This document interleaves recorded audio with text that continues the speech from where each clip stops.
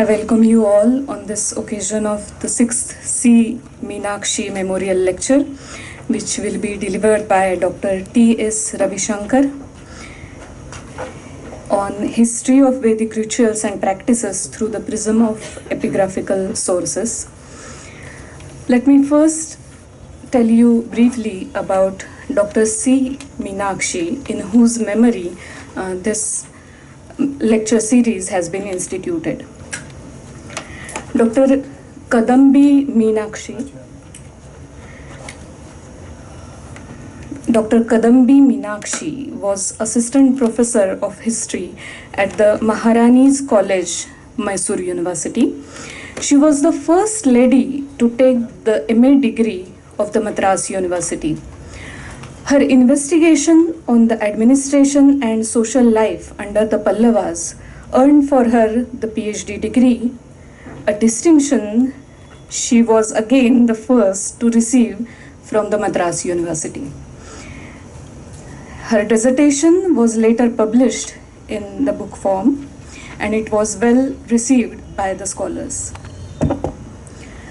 The Archaeological Department of India entrusted to her the task of preparing archaeological memoirs on the historical sculptures in the Vaikuntha Perumal temple and the Kailasanath temple of Kanchi.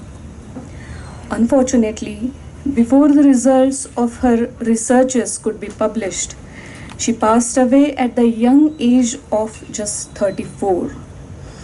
The Bhandarkar Institute feels honored to have instituted a memorial lecture series in her memory.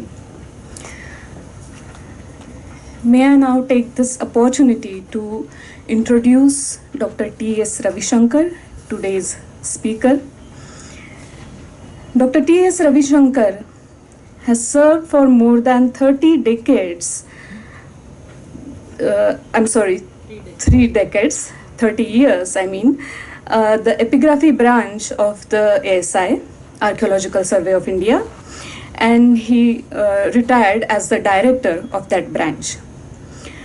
He also served as the chairman of Epigraphical Society of India, his executive member of Place Name Society of India, and the vice president of South Indian Numismatic Society. Dr. T.S. Ravishankar has established his expertise in deciphering Sanskrit inscriptions and also early coins. From last more than 20 years, he has been teaching the students of postgraduate diploma in archaeology at the Institute of Archaeology, ASI, in New Delhi. He has coordinated and conducted many workshops on paleography, epigraphy, and numismatics at Delhi and in Mysore.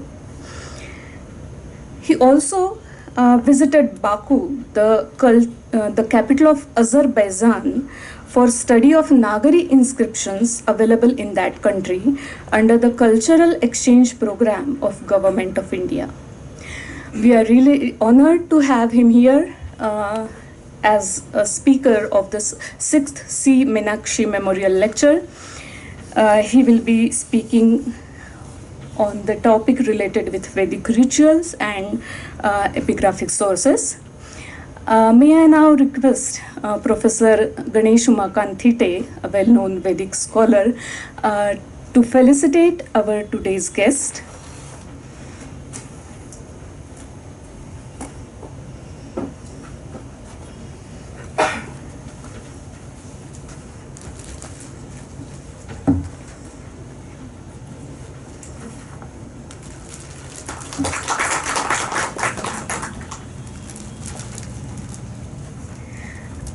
I now request Dr. Ravishankar to begin his talk.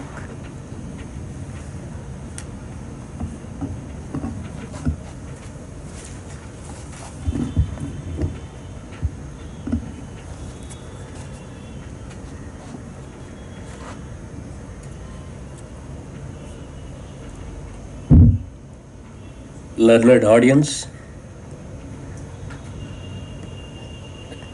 revered Professor Titeji, and many professors, faculty members and students who have assembled here. I have immense pleasure in coming over to this place, initially only as an examiner for the Deccan College. Later, when I put forth before our controller of examinations, Ateji, I am interested to interact with the students. Then he told I have to look for some venue where you can address a learned audience. So I am really grateful to the authorities here for giving me an opportunity for this, arranging this at a very short notice, this memorial lecture, endowment lecture. The subject, of course, on hand is very, very vast. Let me see, in an hour's time, I could have to traverse a long distance in terms of space and time. Of course, the book is in the offing. It is in final stages of print, which I am going to talk about. As you know, the students, earlier the main thrust, the epigraphists or the historians, they were looking for political history from the epigraphs. In the early 40s, 50s, we don't have much material written on the cultural aspects or religious aspects, except in the Corpus Inscription Indicarum, the volumes. It used to carry introduction touching various aspects of socio-economic history, cultural history, a bit of religious history.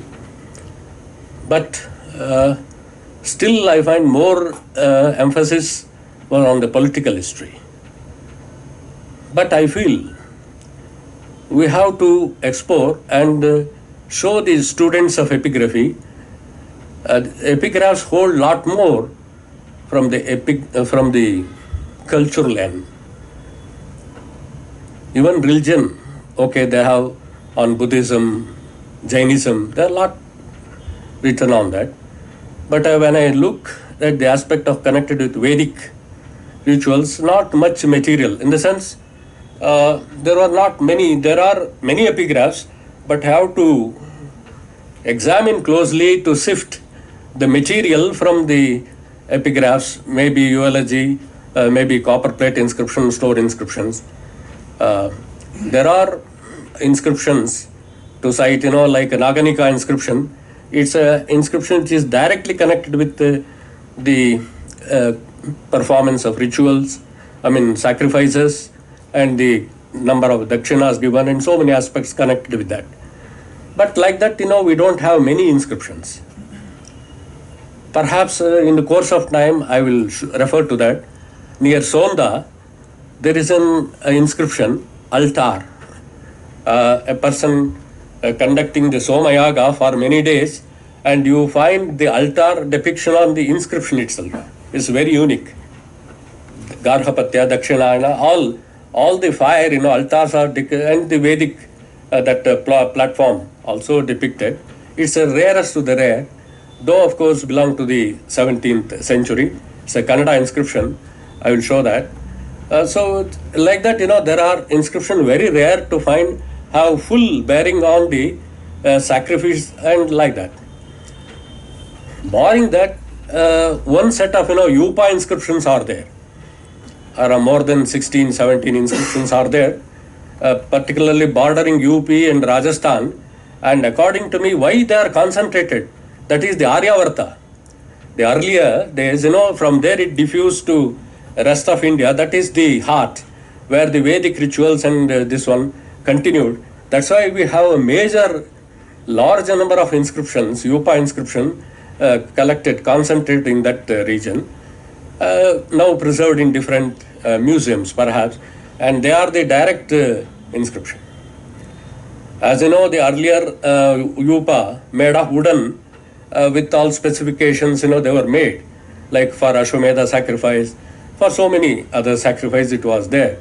But later, to commemorate it, they got it made on the stone with specifications, with octagonal shape, with chashala, and so many things, as you find in the Ashwamedha coin of Samudragupta. So before coming back to epigraphical sources, I have a brief reference to the archaeological material also. Like we have some archaeological sites, Ashwamedha site near Dehradun, Jagatgram. It's a very extensive area where Ashwamedha sacrifice was conducted, where they have found brick inscription having the name Ashwamedha performed by Shilavarman. Like that, Erich, there are number of brick inscription. A couple of bricks I saw in Allahabad, that Benares Hindu, BHU, they have also in their collection a brick inscription commemorating the performance of Ashwamedha sacrifice. Similarly, I examined one brick inscription where it refers to Poundarika sacrifice. So, in the making the structure brick for a particular size, now they did that. So, we have brick inscriptions where they commemorate the performance of certain sacrifices. So, why I am selling, our former director M.N. Kattisab used to tell, like Banochistam Jagat Sarvam, he used to say Shasanochistam Jagat Sarvam. There is no aspect which is not referred to in inscription. Because once a scholar came to me, he wanted to do on perfumery in ancient India, and he is looking for epigraphical sources. I told how many, but he could make out some.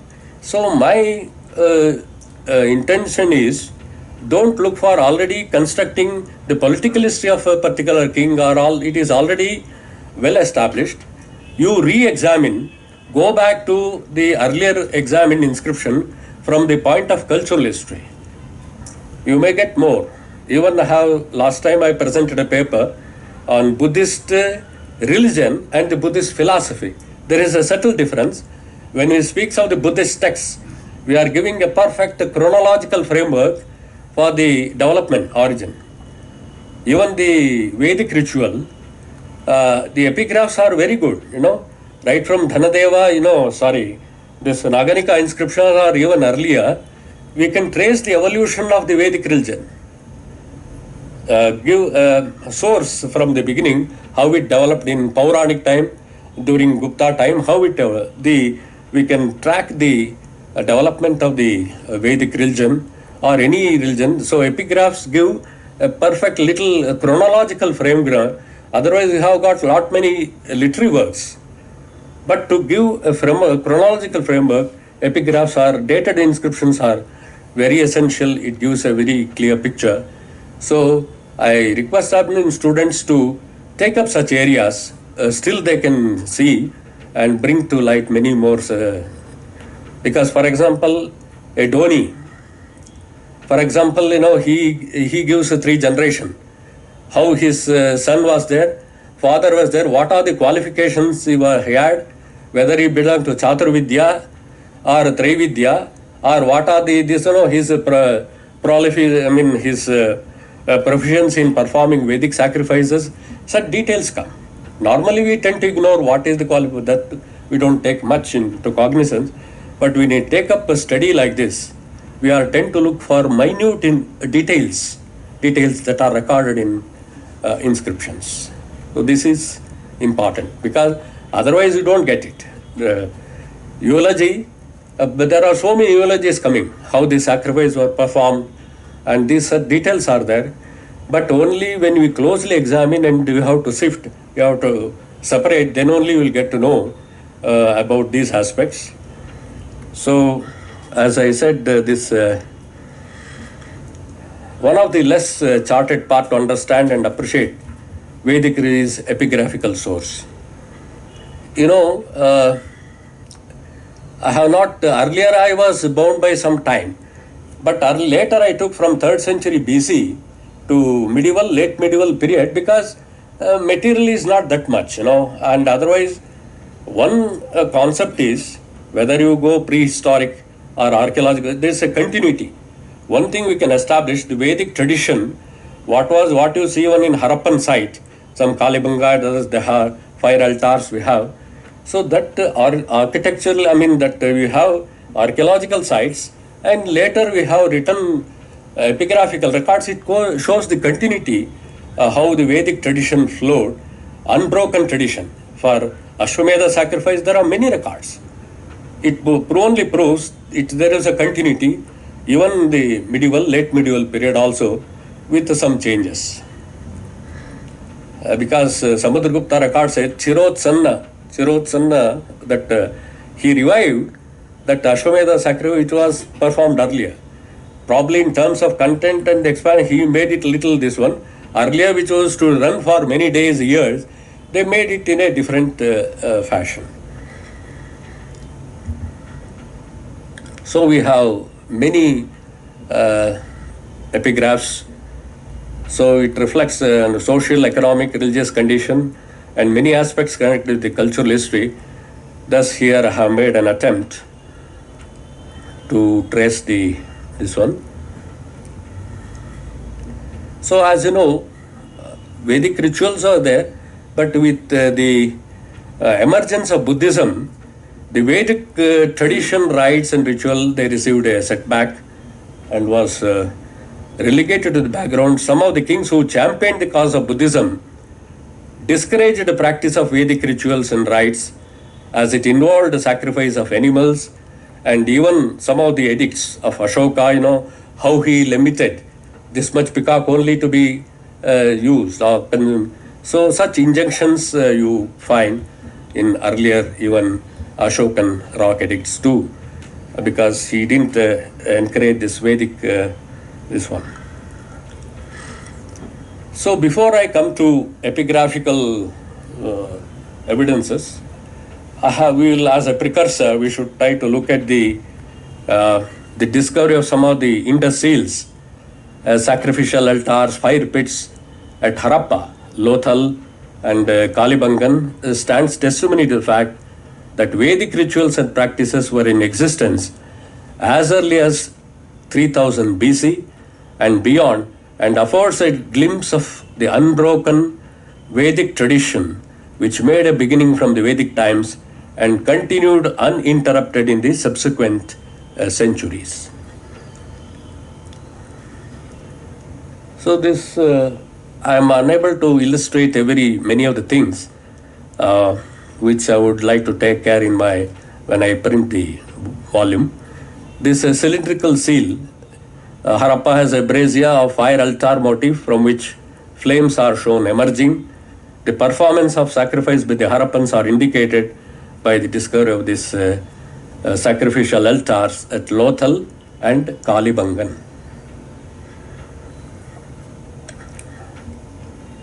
As I told, the Upas themselves are a subject of separate chapter in this. And while referring, you have Upa inscriptions reported from Borneo also, Southeast Asia, though the content, they have altogether a different purpose, and they are called Upa inscriptions. The animals were not tied or sacrificed, but they have a different purpose. Those Upas reported from Borneo, Mulavarman inscriptions. Here I have tried to show Dhanadeva inscription. Incidentally, this Kosaladipena Dvirashva Medha Yajina Senapatina Pushyamitrasya Shashtana Kaushika Putrena Dhanadevena, like that it goes on. So this inscription, Ayodhya inscription of Dhanadeva, is very important as one of the earlier inscription. Of course, much earlier is we have Naganika inscription, which I will also show.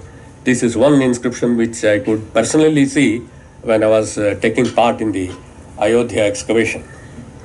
Unfortunately, it is in some area, it is on the threshold, but it should be moved to some other place to preserve the inscription, but it is used as a threshold of some entrance. This is there. So this is what I was referring. Earlier Indian archaeological report, 55 or so, it carries a large, this Shena Chita, see, it's a sacrificial altar where from even I told, Silavarman, Dhanadev, this Ayodhya, that Ashwamedha sacrifice brick is reported from this. This is a part of it. And it's a vast area near Dehradun, Jagatgram. It's an archaeological site. It's totally for the performance of this Ashwamedha site, it is called. And this is another view of the, you can see this bricks, altars are there.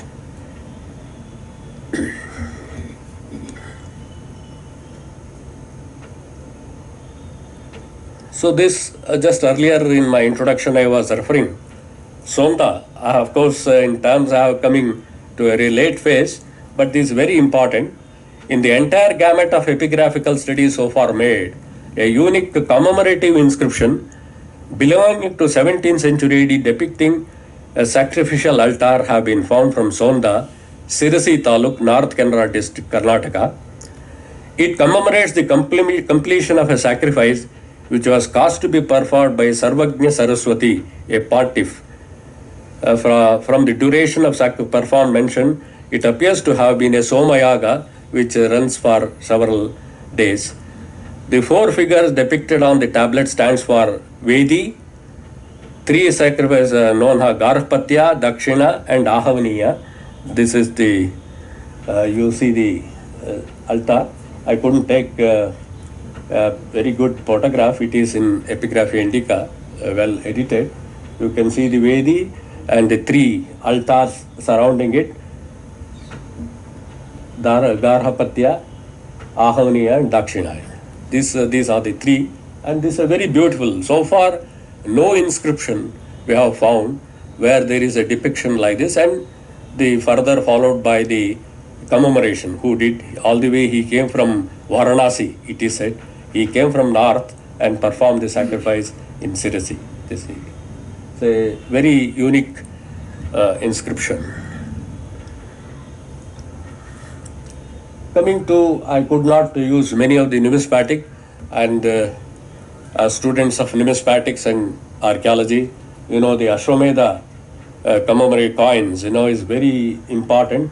You can see the horse, and similarly, I have not depicted here. In Lucknow Museum, there is one horse, very stout horse, where the inscription also around.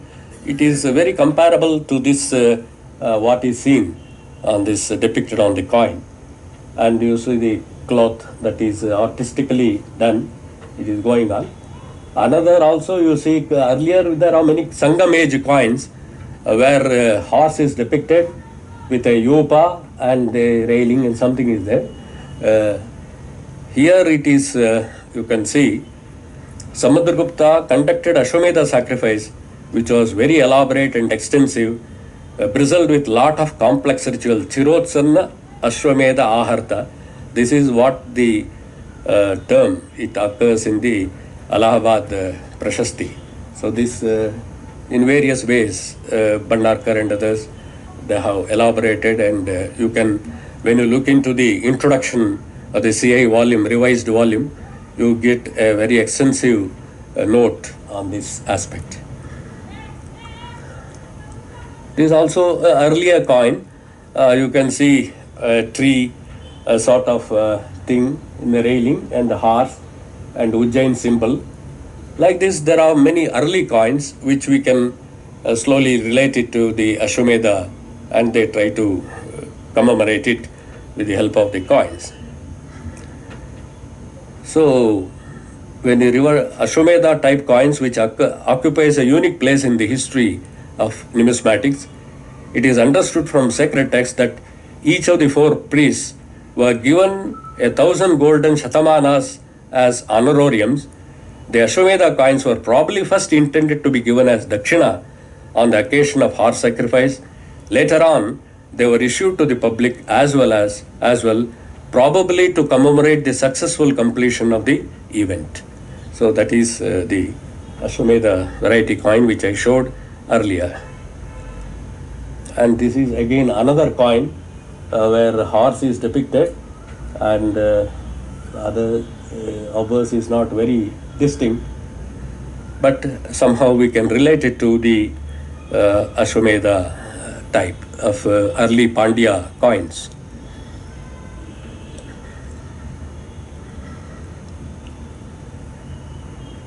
So the vast epigraphical wealth bequeathed to us by great sovereigns, found throughout the length and breadth of the subcontinent, or far-flung, speaks eloquently about the practices of great Vedic tradition.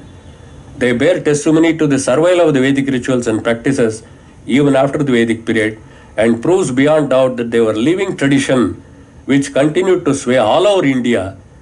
This what I am speaking, it is in a pan-Indian situation, despite non-Vedic religions like Buddhism, Jainism making tremendous impact on the masses.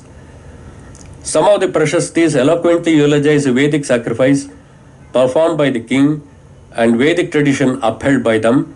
The paramount place the Vedic rituals occupied are enumerated in unequal terms. Besides, they amply reflect the ethos and mores of the Brahmana community, and the high position they held in different regions and periods.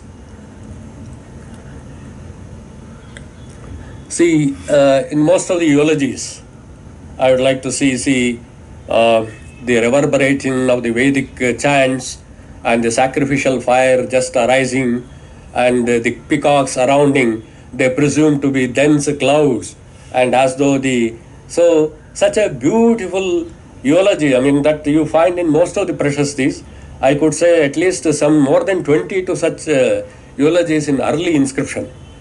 So that peacocks used to dance and the cloud. See, this is what you see. I am not quoting many of the Sanskrit texts here. So making peacocks to dance, presuming to the dark and dense clouds, are beautifully portrayed, and many such similar allusions regarding the performance of Vedic are vividly described in Prashastis. Just one or two references I would like to.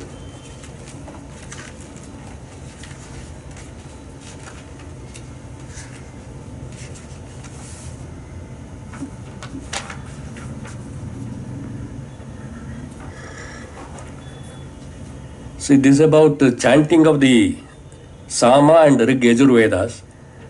Tamanu bhusura dvija pravarasama Rig Yajurveda vadinaha yat prasadas trayate nityam bhuvanatrayam papno bhayat. So after him, the gods on earth, the bhusura, gods on earth, chief of the twice born, who recite Sama, Rig and Yajurvedas, whose favor constantly guards three worlds from the fear of evil. This is like that. Recitation of Samas are often found in inscription, but I could collect many such verses in my book. And another thing from Talgunda, this is of course the above verse is from Talgunda inscription of Kakustavarman. And this Karma Brahma Vidam Mukhyaha Sarvakara Tapo Nidhaha Shrauta Smarta Rahasyeshu Vagisha Vishrutaha. Foremost among those who knew Karman and Brahman, that is the Karma Kanda and the Jnana Kanda of the Veda. Sridhara, one of the person mentioned, the storehouse of every kind of religious observances, was found to be like Brihaspati. He is compared to Brihaspati in his mastery of the hidden of Shruti and Smriti. This again we find in this copperplate inscription of Vaidyadeva, king of Kamarupa. This from that.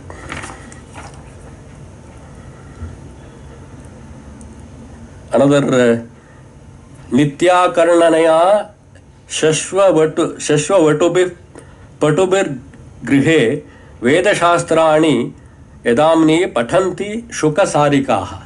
See, it was such a common practice. Even the Vatus were reciting the parrots, and they also recite the same thing. In his residence, parrots and Mainas recite the Vedas and Shastras as they hear them continuously every day in the house where clever students they used to recite. So like that, there are many such verses, Sanskrit verses, beautiful in different meters. You will enjoy, but only when you isolate it and see, it will fit into this scheme of things. In the eulogy, there are many precious portion, but we have to take out which can suit to our Vedic tradition. That if you isolate and see, they are give a very good picture. See, then in the course of study, I have come across very important terms. One is avabhrita. Avabhrita is at the culmination of the Ashwamedha sacrifice, the king will take a bath, ceremonial bath, that is called avabhrita. The publication is referred in that Kirtivarman. The most commonly met with expression epigraph describing Ashwamedha sacrifice is avabhrita snana. The bath terminating a horse sacrifice. The Kendur grant of Kirtivarman uses the expression while describing horse sacrifice performed the Western Chalukya Emperor Pulikeshi, the sacred bath taken by him on the completion of the sacrifice. So here I have taken some terms which is related. See, one thing which has a direct sacrificial, and there are which has some bearing with the Vedic ritual and practices. Some terms connected with that.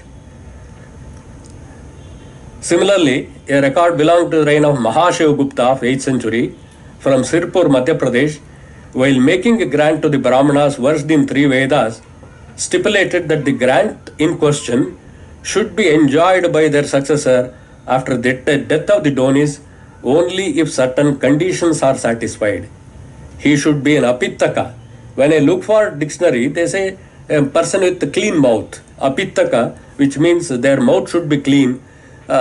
In that sense it is given. So he is only entitled for that honor, for that grant. Another expression is Shantyagara. We know the superintendent who supervised that sacrificial water. We have such terms in inscription. Shantyagara is when after performing the Soma Samstha, Sapta Soma Samstha, 7 sacrifices, there will be a Shantyagara area where the sacrificial bath will be, propitiatory water will be stored, and there will be a superintendent. Later inscription they referred, Adhika, he will also take care of that Shantyagara. It is mentioned in many earlier epigraphs. So without Vedic deities it would be incomplete. So it is also required. See, for example, as I told, to trace the evolution of our religion, epigraphs are very essential. Suddenly we cannot come to Puranic tradition because how Vedic tradition was there. The Naganika inscription stands as a testimony where it refers to Dhanadeva, Kubera, Agni, Marut, Indra, Soma and all. So Vedic pantheon are amply reflected in early inscription, Prakrit inscriptions, and later Sanskrit inscription also. And the Maukari inscription has a verse in praise of Indra. Similarly, there is another inscription from Gadag which refers and extols Indra. So one of the verse eulogizes Indra. The sky is ever bright with masses of smoke of various sacrifice, like a rainbow, which all the Brahmanas together make for the satisfaction of the Lord of 100 sacrifices. Shata, Kratu, he stands for that 100 sacrifice, and there are eulogy connected with Soma, Indra, Agni, Vayu, Varuna. These pantheons, you get in early inscription. So this amply helps us to give a chronological framework of the development, the growth of our from Vedic religion to Puranic religion later stage. Because it gives a dated inscription gives a chronology correct idea. Literature is different, but when we speak of epigraphs, it gives some authenticity to it, which period it prevailed. So that gives a major framework for us.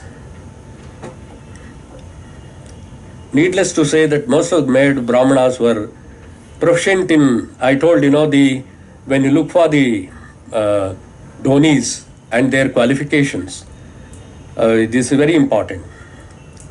For example, the ritual, the Vedas and recitation, it's not only from the religious point of view, even the Uttaramerur inscription, which stands for the election, free and fair election, a person should be well qualified, and how many Vedas he should recite, and how much this it defines. And then only he is eligible to become a member for election. So that was the criteria that they fixed how we should be. And there are so many. He should not be a relative. If you read the Uttaramer inscription, it gives a lot many things. But I have only taken a particular aspect, how a member should be qualified. He should know Vedas. Then only is. So where we stand now. The qualification. So Vedic studies, you have got NIRM inscription, many Vedic, education. For the benefit of the students, I started some thematic exhibitions when I was the director, not merely showing. There are inscriptions only which propounded education, and then the medicine. I took some thematic exhibitions where it showcased inscriptions belong to different aspects. See, in the end I have said, the Dhoni charter Vasudeva Bhatta was famous for his proficiency, interpretation of Veda. Sangopanga Vedartha Tattva Vidushe. So these adjectives which occurs in the Dhoni, it helps us to make out something of his qualification. Which area he was proficient, whether Kramapata or Jata, like that, that also they give. We have to find. See, patronizing, what we find, though they were very staunch followers of Brahminical, Vedical tradition, we have Ikshwakus and Kadambas. They did patronize Brahminical religion, and at the same time, equally they extended the Jaina and Buddhism also. Jaina sects also. They were staunch Brahminical faiths they followed, but at the same time they supported other religions also, like Jainism and others.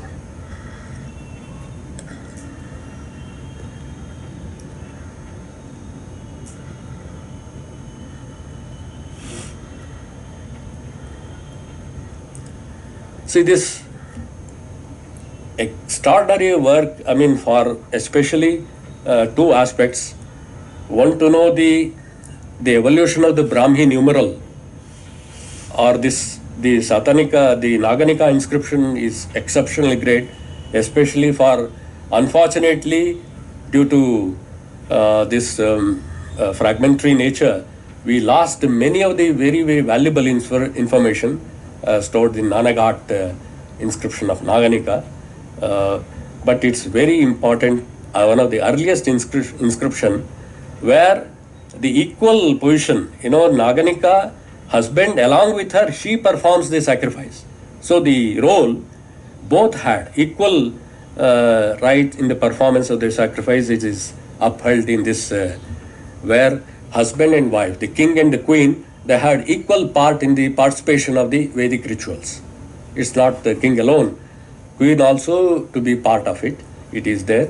And just look at the various sacrifices Satakarni performed. Agnyadheya, Anvarambhaniya, Rajasuya, Ashwamedha, second.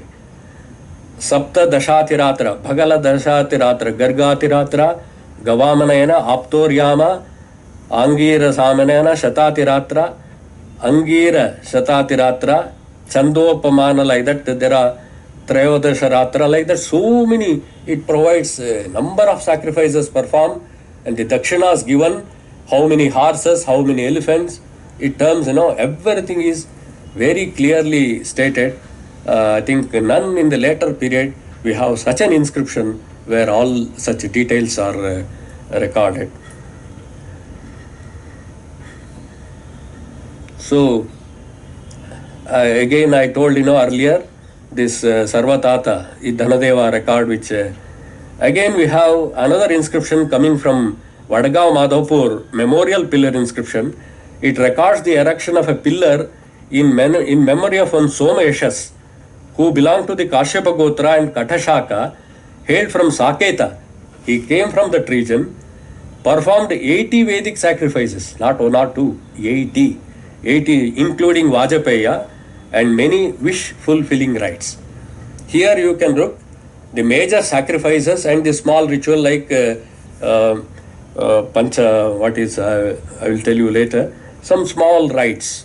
One is the major sacrifices, other like Pancha Mahagnya and like that the small rituals that also are included in this. See, even if you look back, Karavela, Mahavaya Meghavahana Chedi king, though Jaina by faith, he performed a Rajasuya sacrifice. Many other sacrifices like Agnishtoma, Vajapeya, Gargatiratra, Aptoryama were performed by many kings. The imperial Guptas, apart from performing Ashwamedha sacrifice, issued gold coins to perform the sacrifice. And the Ashwamedha type coins issued is quite unique in its representation. Maharaja Madhavarman of Vishnukundi dynasty. This is again a very major Hindu dynasty where they championed the cause of Vedic religion and is credited with the performance of several Shrauta sacrifices. Agnishtoma, 11 Ashwamedha, Bahu Suvarna, Poundarika and Purushamedha. Purushamedha I have referred, it is only a symbolic, a person who is, he will go around the altar, he will not be sacrificed, but only will, symbolically will go around the altar and he will be saved. But that is called Purushamedha sacrifice according to some of the texts which I have read. It is not committing that. And this is a Yupa pillar. Allahabad Museum, it is Altekar, I think long back he edited some of the beautifully inscription. You can see it is not very clear. And upper you can see the Chashala and the octagonal. See, if you read the what are the tree, you have to select for a particular sacrifice. Particular trees are mentioned. For the Ashwamedha, for different sacrifice, they have mentioned different trees you have to choose. And this is how, like this, you have many Yupa inscriptions. And very important is Madhavarman, he bred the Setu of religious duties of 4 Varnas and 4 Ashramas, Chaturvarnya and Ashramas, Brahmacharya, Grihaspati, Vanapada and Sannyasa. These 4 Ashrama, he was like a Setu. He connected both. What a beautiful expression for 4 Varnas and 4 Ashramas. So here when you take in a society, the lowest rung of the society also had a work. A brickman of lowest category, he has to make bricks for the sacrifice. So there is a larger involvement on the society. Brahmin alone will not dominate the whole thing. All the Varnas had different roles in the culmination, the performance of a sacrifice, and different stages they were also involved in the performance. That is important. Brahmin, though he dominated, but there was enough scope for the other Varnas also to be part of the performance. Sanatan Dharma, that is often we get. And some of the you may note, they are called Dharma Maharajas. The Kadambas had, and Vishnukundins, some of the dynasties, they had the epithet Dharma Maharajas. That's a very rare, not all you find. Even in Borneo, somewhere, in Southeast Asia also, there were some emperors who had that title, Dharma Maharaja, who championed the cause of Hindu Vedic rituals and practices. They are called Dharma Maharajas. They are rare. This we have to see in this context. Sanatan Dharma is enjoined in the Shrutis and Smritis. This is very important. So we speak of Sanatan Dharma and hardly anybody has bothered to look into the epigraphs what it has to say. No, this is very important. See, if you have to see in the chronological fashion, all dated inscription which I am talking, and it gives a clear chronology of the various rituals that were performed. So this I'll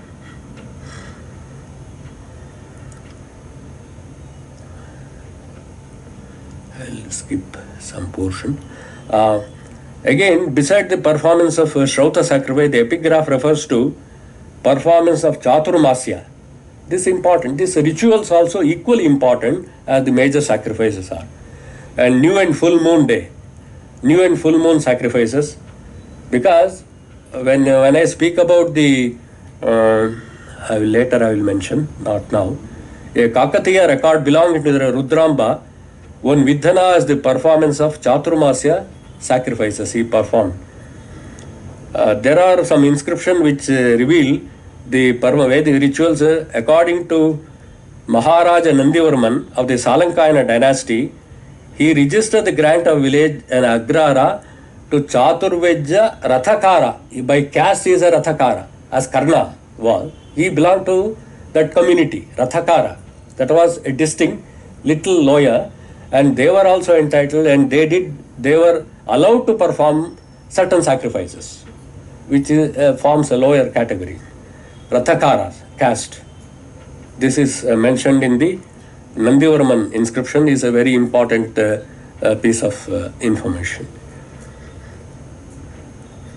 See, the most interesting feature of this inscription, the grant of the village to Chaturvejya, literally one who has studied 4 Vedas of the Rathakara caste. In the Rathakara caste also he is supposed to master all the 4 Vedas. The donation is said to have been made in accordance with the rites and ceremonies performed to the caste of Rathakaras. Buehler has pointed out how in ancient Vedic times Rathakaras or carpenters were admitted to take part in Shrauta rites, though they belong to the lower rung of the society. So this is important. And I was referring to the Pancha Mahayagnas. If you see many of the Rashtrakuta inscriptions, they refer why the grant is made to maintain, to perform the Pancha Mahayagna. This is very important. Atithi Satkara, so many that are there, A normal man cannot maintain. How? To patronage, he was given certain amount of land so that he can continue this performance of Pancha Mahayagnas. Many of the land grants of Rashtrakuta period, you find why it given, it is to maintain, continue the performance of Pancha Mahayagna. That is very important, because otherwise now how will maintain? So it is a thing which has to be continuously done, and somebody will be there as an Atithi, you have to feed him, you have to take care, and these all, for that without proper patron, you can't continue such things. And Maharajas, the Rashtrakutas, you have umpteen grants where it is dedicated for this. So I was earlier referring to the Yupa. A good number of inscribed stone Yupas have come to light both in India and abroad. Some of them has come down to confirm in almost every detail to description given in the Vedic texts. This has been compared, such as Shatapatha Brahmana, where it is mentioned how it should be. As far our study is concerned, they provide us the crux of the matter as they record the details regarding the performance of various sacrifices, fees paid, number of Brahmanas who participated and received the gift, and the performance for various sacrifices, and what for it is performed. Now also we do that Parjanya Yajna and all. We have to get rain. We have seen now going the need, this and performing. So in those days, they used to do, and the cycle was perfect. Seasonal rains, seasonal blooming, everything used to happen. It is a clockwise. Now everything we have given a go by, and it has stopped. This had an effect. The clouds, the moving, it will invite rains from the clouds, rain. So these rituals we have not following, and this is the result we are facing, and nothing but a concrete jungle we have all around, no trees, and where the peacocks will dance only. Even we are unable to hear crow making any noise. They constitute a class by them. For Allahabad Municipal viewpoint inscription, which I showed earlier, it records Sapta Soma Samstha, that is 7 Soma sacrifices. They are called Agnishtoma, Atyagnishtoma, Uktya, Shodashin, Vajapeya, Atiratra. They are one group, Sapta Soma Samstha. It is 7. It is called a group of 7 sacrifices.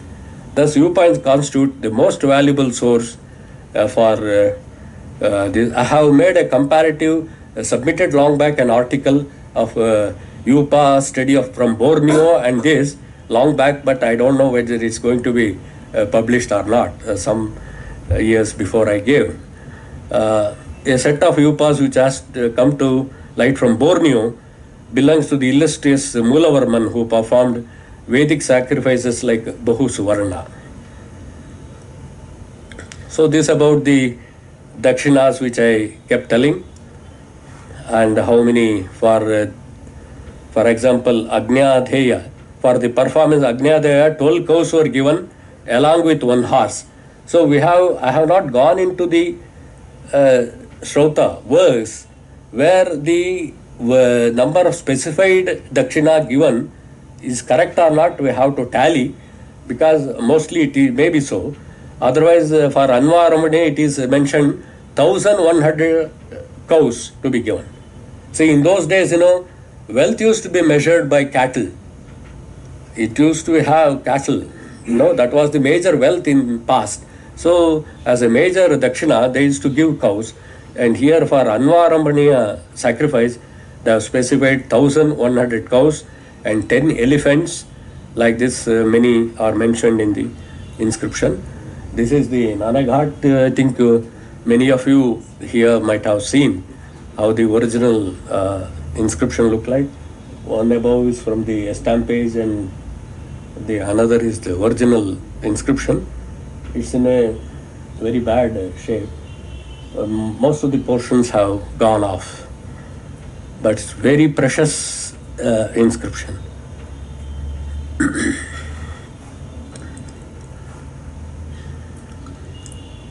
See, there is another interesting aspect. It is quite interesting to note that contrary to the normal practice of accepting gifts, Brahmana, there were certain Brahmanas like Sarjubari Brahmanas, Kanaujiyas from Kanauj, who were prohibited from receiving gift. They were not supposed to take. They should refuse. If they come to know, they were prohibited from receiving on certain occasions like eclipses. And those who violated were reviewed seriously and even went to the excommunicating from their respective communities. They were forbidden from accepting gifts, especially during the eclipse. This is an important thing. And then Brahmin settlements, Chaturvedi Mangalam, so many inscriptions we have, Agraharas and Mahagraharas. The Agraharas, they are very important. They were major educational centers also, where they imparted knowledge on Vedas, Puranas, and they employed teachers. What were the remuneration given? All are Ennairam inscription is one of the, I have not specified here, where it mentions how many teachers are employed, how many students they had, what is the stipend given for them, for the teachers to be taught, what is the, all are enumerated in such inscription.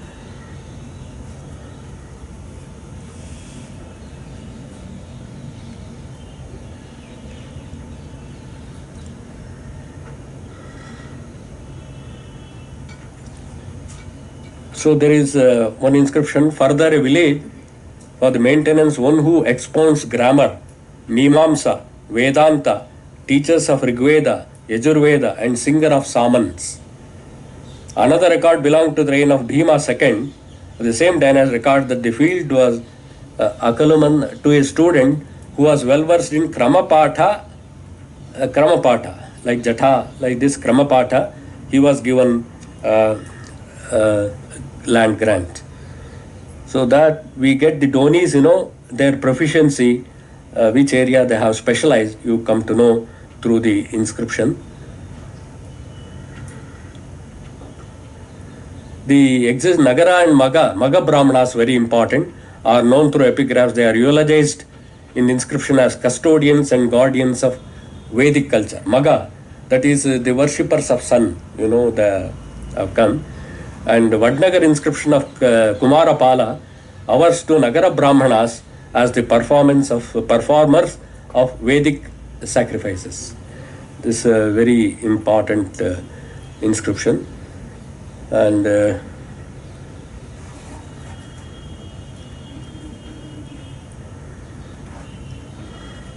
see, this another important thing is the personal names also is very interesting. When you see the person, he is called Yagnashatakarni. They took pride to add. Now, as Atal Bihari Vajpayee, see, his forefathers may be performers of Vajpayee sacrifice, but it has continued. We now also call Dubetri, Chaturvedi.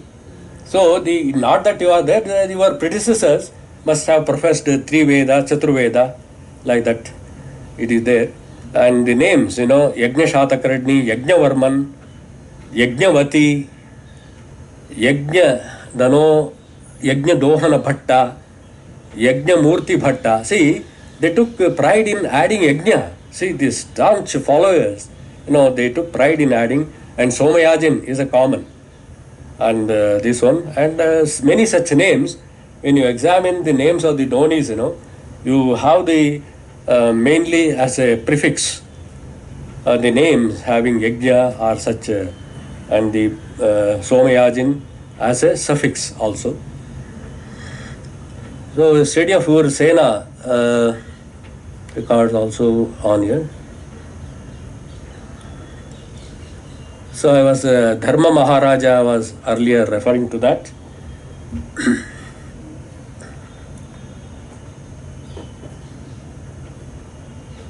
See, some of the Dhonis who had unique distinction of having the title Brahmadhiraja, Mahabrahmana, Paramabrahmanya, these are the titles which speaks of the special place occupied by a Brahmana in his community.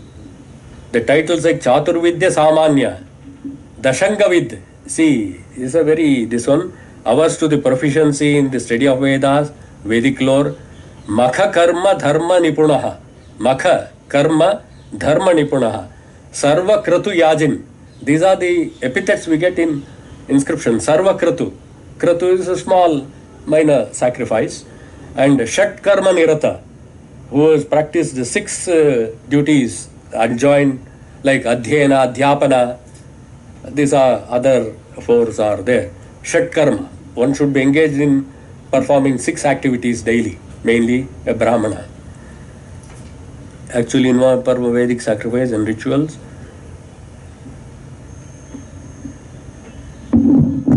So, as Indian culture spread to Southeast Asia, the Vedic tradition too traveled to those countries and made such a deep impact on them. The people in those countries were quick to follow them, as Mulavarman, the king of Suvarna Dvipa, that is called Borneo in those days. Thus, it is seen how the inscription provide an array of information on the type, kind, nature, and various minute details of Vedic sacrifice that were held in Indian subcontinent from the countries Southeast Asia, and of course from 2nd century BC down to 18th century. So in this an hour, I have traveled a long distance from 3rd century to this one, far flung in time and space, and try to give an overall picture, because one aspect takes a lot of time. This is a very general view, keeping in mind some of the students and who are totally new to the subject, and they should know how rich epigraphs are and how to explore, take more and more information, because at the outset inscription may not yield so many information. Unless you probe detail, you can cull out more and more such information. So with this few, I think I should have stood by my time also, because I had to skip over certain slides, which is of course a repetitive nature.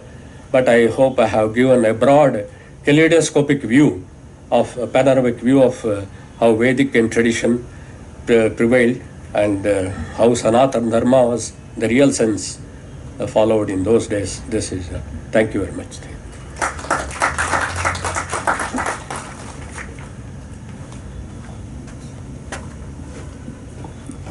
Questions? Yes, thanks Dr. Ravi Shankar for the very enlightening talk.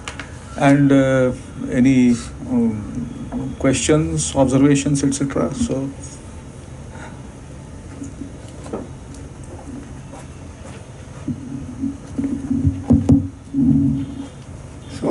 I first congratulate the learned scholar for having given such a detailed information about the description of rituals in epigraphy. Now, I want to raise certain doubts regarding these details. First of all, we have to remember that most of the inscriptions and other epigraphical material, who has written it and how much knowledge that writer possesses. That is the most important question which we should first take into consideration. I think that most of these persons who have written these epigraphical monuments, they were just very common men. They may be experts in writing, but from the point of view of scholarship, they were very ordinary men. They know only general names and some details of Vedic ritual, but without going into details of them, they have not studied that subject or they are not experts in that subject. Moreover, most of these persons, they were bards, and whatever they have written, that is a kind of eulogy. So it is some kind of praise they wanted to do. Just as in poetry, every poet describes the hero or the heroine in such a way that the hero was the most beautiful person, heroine was beautiful, very beautiful person, and so on. And these examples of Mukha Chandra, Mukha Kamala, etc., they are given. But should we take them literally? That is the question. Similarly, if there are references that a particular king performed 100 Agnishtomas and other things, should we take them literally? That is the question. Because we have to first study the ritual details. How much time is required in order to perform an Ashwamedha? Perhaps no one knows. People know the word Ashwamedha and it is a very prestigious sacrifice. So without having even performed Ashwamedha sacrifice, a king will like to get the credit of performing that sacrifice, and the bards who are paid for that, they will write their inscription that he has performed Ashwamedha sacrifice. But if at all an Ashwamedha sacrifice is to be performed, what are the essential conditions in order to perform an Ashwamedha? Ashwamedha sacrifice requires at least a period of 15 months. Whether it is possible for a king to spend so much time in doing such rituals, and he has to look after a lot of administration, he has to look after the day-to-day problems of the people, and of course he has to also enjoyments in his harem. So how much he will find time for 15 months to perform one Ashwamedha sacrifice? So these practical aspects should be taken into consideration. And similarly, there are many obscene rituals in Ashwamedha sacrifice. Whether it is possible to perform them publicly, that is also a question. I will not go into details of those obscenities because it is not proper to speak those words in this gathering. But a person who is interested in Ashwamedha sacrifice should read all these details in the Brahmana text or Shrauta Sutras. They are translated into English and so on. Now, whatever is to be done in Ashwamedha, the same things are also to be done in Purushamedha sacrifice also. And in Purushameta sacrifice, even though that man, and there is not only one man, but hundreds of men are to be killed, but actually they were not killed, they were brought together and then afterwards they were released. That is a different thing. But there were some obscene rituals to be performed in connection with that man who was supposed to be like an animal and who was going to be killed. But there are, how is it possible to perform those obscene rituals in the presence of hundreds of people who come in order to see that sacrifice? So these practical aspects we have to take into consideration. This is one point. Then there are some minor points. For example, somebody has mentioned only Avabhrita sacrifice in connection with Ashwamedha sacrifice. Actually, Avabhrita is not limited to Ashwamedha only. It is connected with all the Soma sacrifices, including Agnishtoma, etc. And not only all the Soma sacrifices, but even such sacrifices which are not Soma sacrifices, for example, Chaturmasya sacrifices, there also there is a Avabhrita ritual. So the point which we have to remember is that how far these authors or the writers of these epigraphy or inscriptions, they were knowing the details of Vedic ritual. That is the most important question.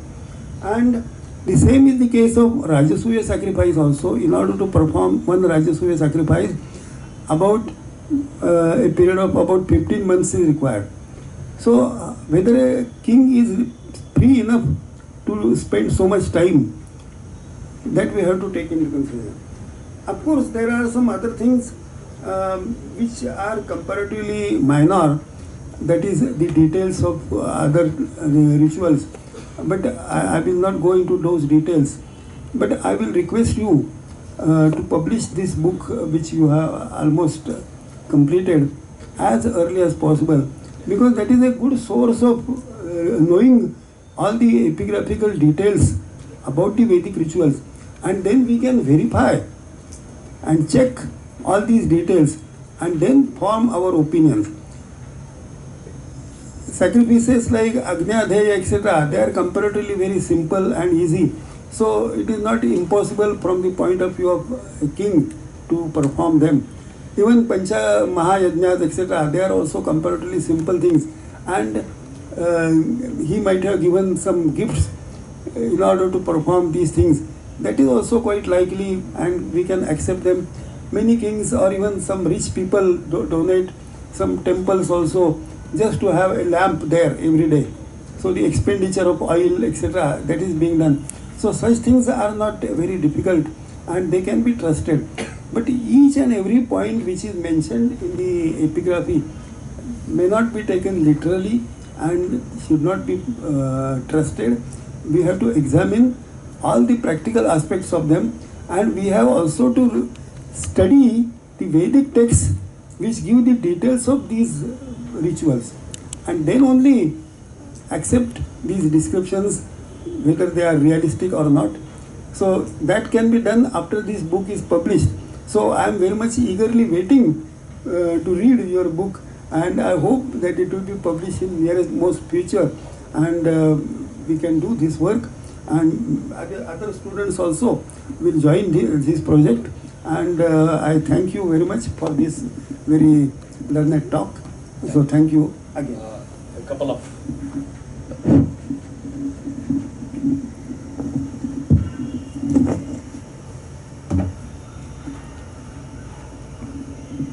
thank you very much, sir, for your suggestions and views. A couple of replies I would like to give.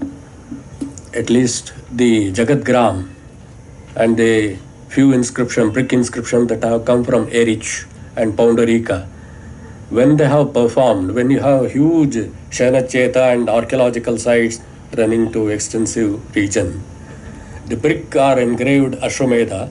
See, I have read some description, Ashwamedha, what rituals, in the course of time, they changed according to the time. I think they didn't confirm. Maybe Gupta period they might have again revived, taken it for a longer time.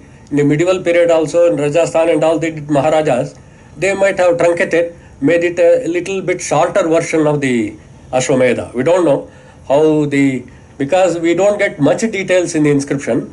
But as far as I fully agree with the sir, but see, for example, Ikshvaku inscription, if one king says it is even Vishnu Kundins and Vakatakas, it's a traditional praise. If whether that during that period all the sacrifice performed, it's a question of this one we have to check.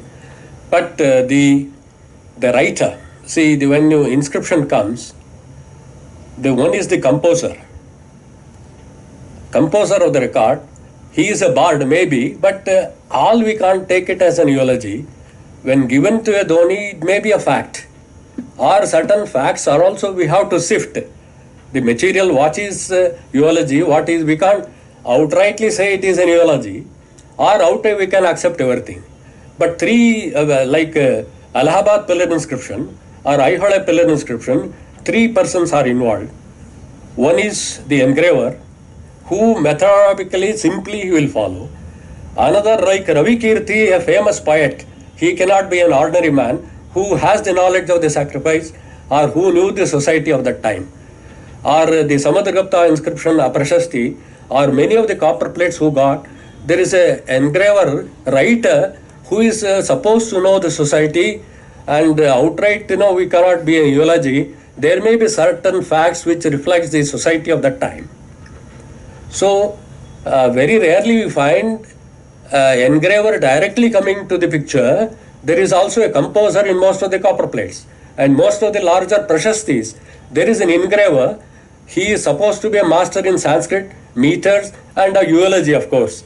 See, when we speak about the clouds and the peacocks dancing, it's a poetic fancy. Everyone takes. But there is a semblance of reality there. The society, what now we have, it may not be with the Vedic rituals what we find in the textual. And this is something which reflects of that period. To some extent it may be true. I don't say it is exactly in accordance with the description given in the inscription, but it is not already a person who has no knowledge of the society, who has something, and composer, he was a learned man. And the prashasti part is involved. To earn something more now, he will praise the king. But some facts must be there. Simply king cannot accept whatever just as comes as a phrase. So three stages involved in this. So as Sarah suggested, we have to look into this. But strictly we can't say it can conform to the rituals, what tradition. That is one aspect. But at least epigraphs are useful. Which is unknown, it makes us know what was prevalent at that point of time to supplement the Vedic rituals or records of a subsequent period. It can be a supplementary and complementary. I think, as you said, there is a eulogy involved that I can't, even DC Sarkar has said what to accept, what are the demerits, what are the merits. Demerits are there, but merits are also there. So it is a contemporary society. It's just like a mirror. When you hold, how society was in the 2nd century, we can see through epigraphs. Not even archaeological sites cannot give, but epigraphy gives a glimpse of the society of the past. So with these few words, I take Professor Sar's invitation, improve upon that. And one more point. Even during last 25 years, numerous sacrifices have been performed. Yes. Even an Ashwamedha was performed about 10 years ago. But how that Ashwamedha was performed, that is the question. Actually, an Ashwamedha can be performed by an emperor. But now there are no kings, there is no emperor. So a member of parliament was chosen as a performer of sacrifice. And lot of compromises were made just to get a credit that I am a performer of Ashwamedha. So this is human nature. So there are many rich people. It varied in time and space. There are, according to the convenience, they kept changing. Yes. And later times, they brought down. And for example, the Uttaramerur inscription is very important when they cite the Vedic qualifications. Yes. I hope you agree with that. Yes. The members of that period demanded he should be well versed in the Vedas that is true. of the 10th century. I think that these are the realities embedded in the inscription. No, there are many rich people, they also want to get PhD degree. So there are some persons working in their industrial houses, and one of them writes the thesis, and the degree is obtained by the managing editor and so on. So such things do happen every day, Yes, sir. every day. And people make compromises. They want to get credit somehow without doing that thing. That is a human nature. Everywhere people want shortcuts. Without passing the examination, they want the degree. That is human nature. So the same thing must have done in connection with Vedic rituals also. That is my main point. And let us study all these things which you have already collected in more details, and Yeah. then we may. I have given detailed account of every sacrifice in my Yes. Okay. that you can go through, like Rajasaya, all details. That you can see how, to what extent it conforms with the Vedic text. Yes. But I want to say one thing. More details are not available at all in inscription, except a few. We have to. There is no dedicated inscription only to the sacrifice. See, we have to collect from each. It's a difficult task. When you see an inscription, you have to look to the Dhoni, what qualifications he had, what are the epithets he had. This is a very tough job of looking, but very few. I will bring that when you get that book, sir. Please, I want your more comments on this too. But as you and I go by Sarkar's version, the merits are there, demerits are there. But for that sake, we can't abandon the importance of epigraphy. It is there, and is well supported by archaeological, numismatic, other which adds as a supplementary to our step. Thank you, sir. Thank you. And in the audience? Yeah, any other who can accept one? Yeah, take one. Yes. Yes, sir. Actually, my query is to Professor Thite. You talked about the impracticality of the Ashwamedha and Rajasaya sacrifices. A king wouldn't have 15 months to spend or waste, so to say, on a sacrifice. And at the same time, we all know that only an emperor could perform Rajasuya or Ashwamedha sacrifice. Then if this was impractical for an emperor to perform such sacrifices, why were they devised? If an emperor only could perform it, and if they ran for 15 months, an emperor practically had no time to perform it, then how come they were devised in such a way that it was impractical to perform? No, if you read Vedic texts, you will come to know that there are many fictitious rituals described in Vedic texts. For example, there is a sacrifice which can be performed for 1000 years. Now, who can live for 1000 years, and whether it is possible or not? So all these things are completely fictitious. So out of all the sacrifices, maybe 10% may be practical, possible to be done, but 90% is impractical and it is impossible. So please read. I have written an essay on this fictitious ritual in Vedic. It was published in the Annals of Bhandarkar Institute about 10 years ago. So please read it. So there are many fictitious rituals, and not only in the field of Vedic ritual, in other fields also there are a lot of fictitious things. Even if you take the works on music, there are many things, many ragas which are never sung or which cannot be sung, but they are mentioned. Similarly, in the works on Chandas Shastra, there are many meters which were never used, or they cannot be used, but still they are described in such texts. Generally, approximately 30 meters are used, but hundreds or thousands of meters are described in the text on Chandas Shastra. So the same tradition goes on in every field in ancient India. You may take even the case of Ayurveda and every science. There is a lot of fictitious things, impracticable things there are. Unless you read these things, you cannot come to know these things. Okay, so thank you very much. Sir, yeah, please. Yeah. Since we are looking at epigraphical evidence Yeah. in historical perspective, we again need to cross-check, as Professor Thite said. One thing into my mind, you were mentioning that fee. नहीं सही The fee.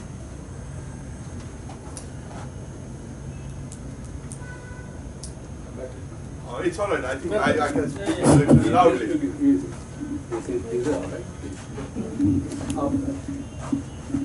The fee was mentioned as 1100 cows and 10 elephants. If I think of it from practical perspective again, for one Brahmana to manage a ranch having 1100 cows and 10 elephants, he would stop performing all Vedic rituals for life. So we really need to cross-check every single detail that is mentioned before we take anything as a historical evidence. That's the point I would like to make. Yes, as I said, we have to compare what epigraphs, they have put before you. And it needs cross-checking, but we cannot come to the present society, think of the past. Hardly, cattle wealth, dominated the entire scenario, and you have got a stone throw, they used to have huge, that's why we have got many inscriptions, cattle raids, where every household had many cows and cattle, and it was economically, it was a cattle dominated, and now we can't think in the circumstance after what it was. You have to go back and read other Puranas and other related literature, how the economy of that period existed, and that's why, Rashtrakuta records, even that sacrifices, Panchamaha Yajna, even to maintain that they gave land. Otherwise, he cannot continue the performance. This how earlier other records are there. Even Rashtrakuta inscriptions also give, mainly to maintain these records. So this important. As you said, as the professor mentioned, we have to cross-check what is mentioned in the literature, whether the donations are dakshina. For a Naganika inscription mentions so many things. It's good, but we have to cross-check with for that particular sacrifice what the text gives, what the inscription has said. This we have to compare. Let's do that. But I have kept before you only the epigraphical material, which is not kept in a other way. So I have brought to light certain things connected with it, which is a very important thing. Now let's make a comparative study. And my duty only as an epigraphist, not as a Sanskrit Pandit, but we have to check these things. What the epigraph says, I have kept before you. Later there are scholars to debate, discuss, write on it, or how far it conforms with the mentioned in the epigraphs and the other sources. We have to see. But I will do that, sir. I will go to the source, go to the Vedic text, what is said, like Dharma Shastra, P.V. Karne's book, and so many works are there which enumerates many things. I will compare. Thank you, sir. Thank you. Yeah, last. See, my question is like Yes. to Professor Thite again. Yeah. Oh no, then please. No. Comment. Yeah. See, Directed to me.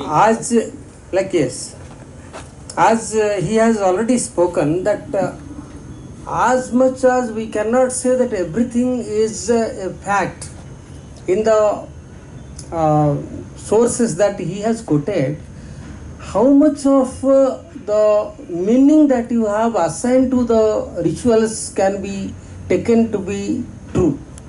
Because you yourself say that Mukha Chandra cannot be, that Mukha is not Chandra.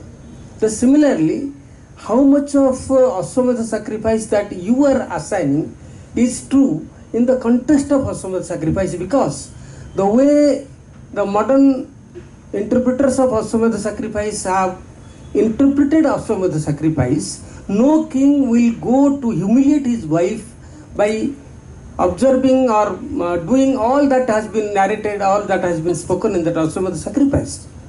Therefore, I think there is a distance between what Ashwamedha sacrifice was like and today's interpretation of Ashwamedha sacrifice. And that distance has to be relooked from many other angles than only the angle that Professor Thite has been speaking. The word Sahasra, for example, the 1000, it in many literature in Sanskrit we know the Sahasra means many. It is not thousand. So there are so many ways to look at the text and context, and we have been distant so much from the reality. It is very difficult either to tell that is true or this is false. Thank you. I think we should conclude now, and we are extremely thankful to Dr. Ravi Shankar for his indeed enlightening and also thought-provoking talk as the sixth C. Meenakshi Memorial Lecture. Actually, there are one or two more points that I would like to also say. And you see, you have mentioned about the inscription that was given to Ganayaji Kaluttaka, actually, and that is the Pravarsena Jam copper plate inscription of Pravarsena. That is not one inscription, there are two, because only 8 years ago we have come across another inscription which was found in Nagar district, which was given to the same Ganayaji Kaluttaka, and it dates 21st year of Pravarsena's reign. So I shall actually send a copy of the same to you. Yes, And and I have also written a brief note on the word Ganayajin, etc., and maybe it will be useful for you in your work. So, and I am also thankful to the audience, because the newspapers were of hardly any use for us for the publicity of this program, today being the great day of results of the Lok Sabha elections. So no local programs were printed by any paper today, but still we are here in a fair number. I won't say a very good number, but in a fair number, and we have participated in the discussion so well. And I can see Professor Thite is here, and Professor Dr. Pataskar is also here, and Dr. Dandekar, who teaches this subject in the Deccan College, is also here amongst us. So I am very much thankful to the audience, and also Dr. Ravi Shankar for his talk. And we will be very happy to welcome him again. That's what I would say in the end. Thank you very much. I look forward for more and more.